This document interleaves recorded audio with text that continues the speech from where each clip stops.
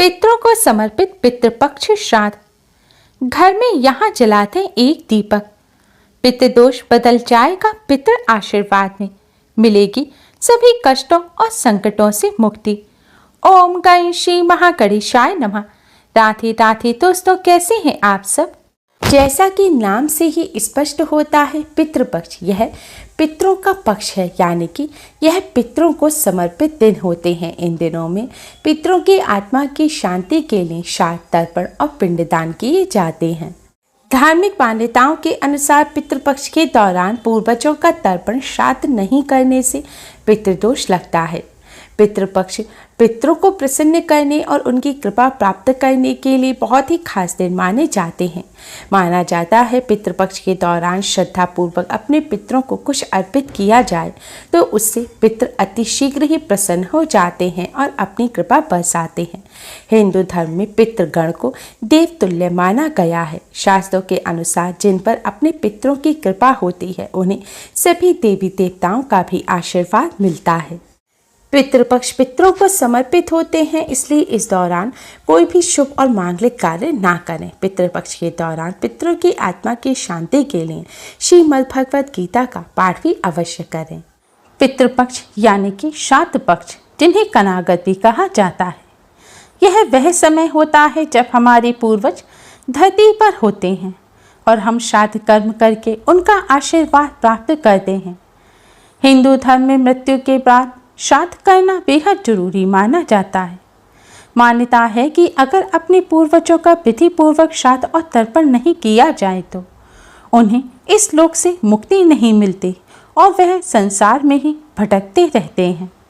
ब्रह्म वैवर्त पुराण के अनुसार देवताओं को प्रसन्न करने से पहले मनुष्य को अपने पितरों यानी कि पूर्वजों को प्रसन्न करना चाहिए।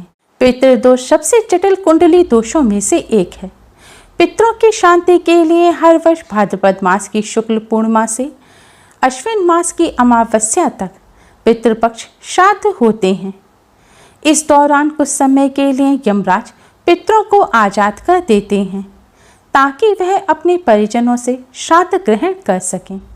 माना जाता है कि जिस घर के पितर अपने परिवार के लोगों से खुश रहते हैं उस घर के लोगों को देवी देवताओं का भी आशीर्वाद प्राप्त होता है।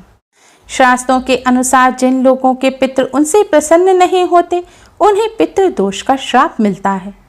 माना जाता है कि जिस घर में पितृदोष का श्राप लगता है उस घर के सदस्य कभी भी सुखी नहीं रहते और ना ही वह जीवन में सफलता प्राप्त कर पाते हैं। दोस्तों, आज की इस वीडियो में हम आपको पितृपक्ष में करने वाला एक बहुत ही आसान और असरकारक उपाय बताने जा रहे हैं। इस उपाय को करने से भगवान विष्णु माँ लक्ष्मी जी की असीम कृपा प्राप्त होती है, बिगड़े कार्य बनने लगते हैं, साथ ही पितरों का भी आशीर्वाद मिलता है। पितरों के आशीर्वाद से घर में सुख समृद्धि आती है, खुशहाली और शांति बनी रहती है। इसके साथ ही परिवार के सभी सदस्यों को हर क्षेत्र में सफलता प्राप्त होती है और जीवन के सभी कष्टों और दोषों से मुक्ति मिलती है। दोस्तों, इस उपाय को सही प्रकार से करने के लिए आप हमारी इस वीडियो को एंड तक अवश्य ही देखें।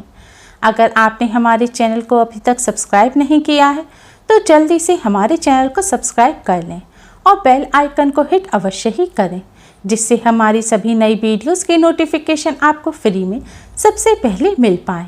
दोस्तों, वैसे तो यह उपाय पितृपक्ष में रोजाना करना चाहिए क्योंकि यह 16 दिन पितरों को समर्पित होते हैं, लेकिन अगर रोजाना ना कर सके तो पितृपक्ष की पूर्णिमा, पितृपक्ष की अमावस्या और पितृपक्ष की एकादशी के साथ ही आपके पितरों की जो मृत्यु तिथि है उस दिन आप इस उपाय को अवश्य ही करें और पितृपक्ष की अमावस्या पर भी अवश्य करें।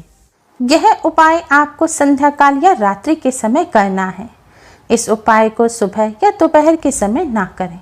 उपाय करने के लिए अच्छी तरह से मुंह हाथ पैर धोकर साफ हो जाएं और स्वच्छ वस्त्र धारण करें। इसके बाद एक दिया तैयार करें। दिए में एक रुई की बाती लगाएं और शुद्ध घी भरें।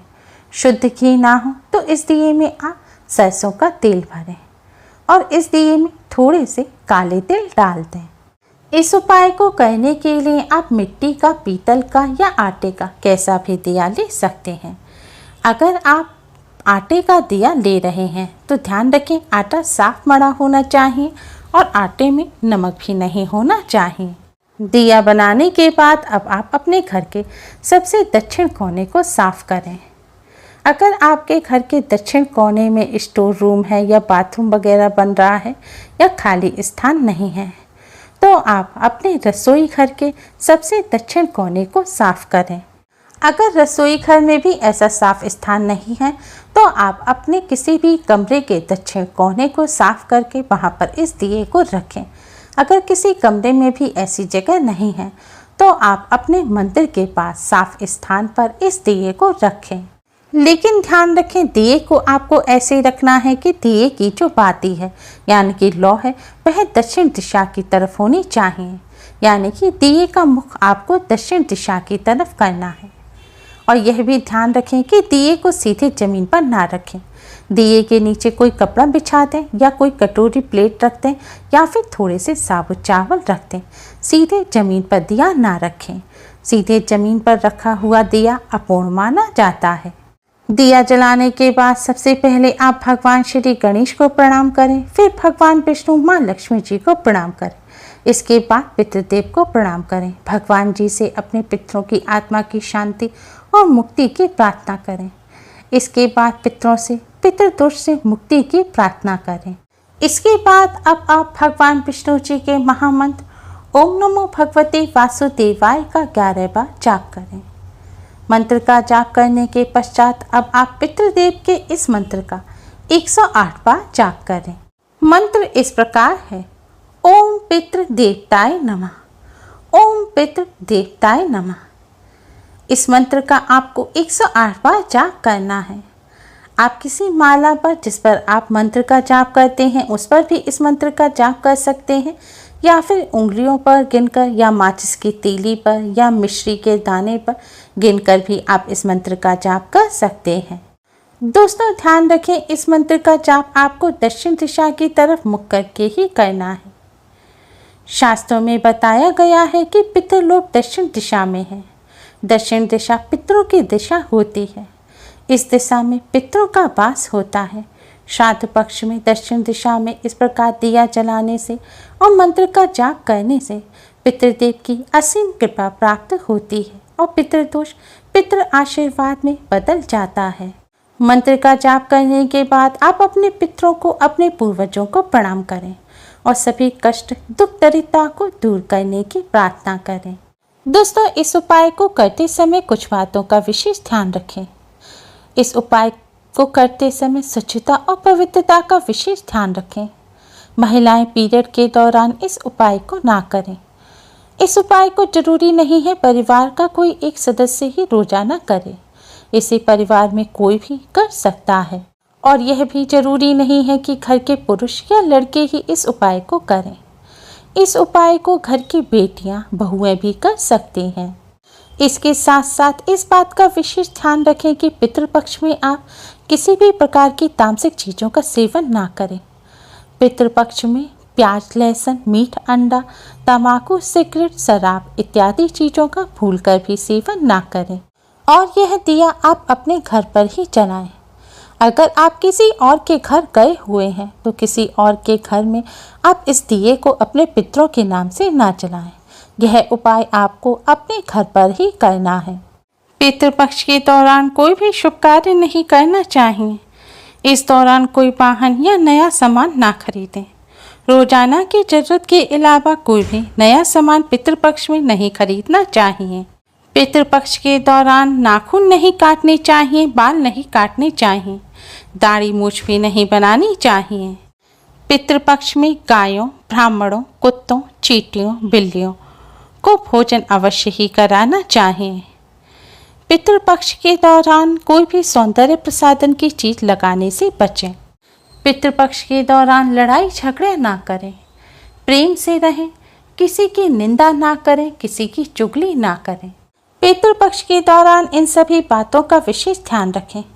दोस्तों अगर आपने दिया चावलों पर रखकर जलाया है तो अगले दिन सुबह उठकर आप उन चावलों को पक्षियों को डाल दें। अगर आपने आटे के दिए का इस्तेमाल किया है तो उस दिए को भी आप पक्षियों को डाल दें। अगर मिट्टी या पीतल का दिया इस्तेमाल किया है तो आप उस दिए को दोबारा इस्तेमाल कर सकते हैं। उम्मीद है आपको हमारी ये वीडियो पसंद आई होगी। प्लीज़ लाइक करें।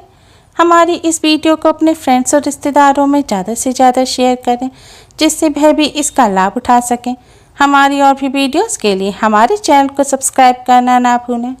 Thanks for watching. Radhe Radhe.